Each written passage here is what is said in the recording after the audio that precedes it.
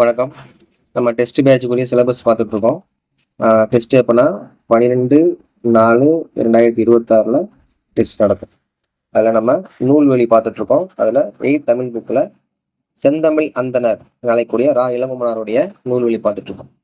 இளங்குமரனார் பிறந்த ஆண்டு பார்த்தீங்கன்னா 1927 ஆண்டு பிறந்து அவருடைய காலம் 2021 முடியும். அதான் அவருடைய காலம்.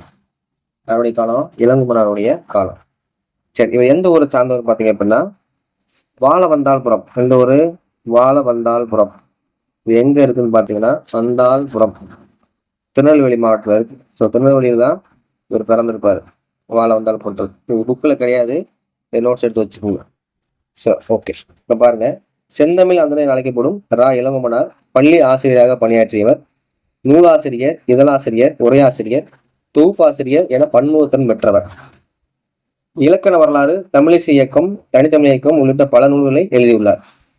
இதுல ரொம்ப முக்கியமானது இவருடைய நூலை, அதாவது 1963 ஆண்டு இவருடைய ஒரு நூல் எழுதியிருப்பாரு.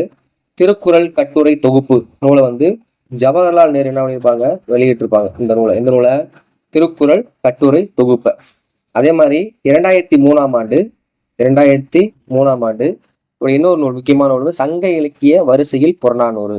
இந்த நூல் சங்க இலக்கிய வரிசையில் புறநானூறு. இந்த நூலை 2003 ஆண்டு அப்துல் கலாம் ஐயா வெளியிட்டிருப்பாங்க. 2 முக்கியமான பிரபலமான ஆட்கள் வெளியிட்டிருப்பாங்க.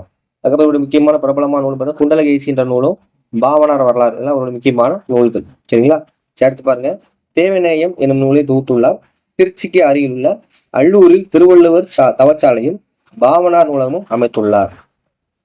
சரி, அடுத்த வீடியோ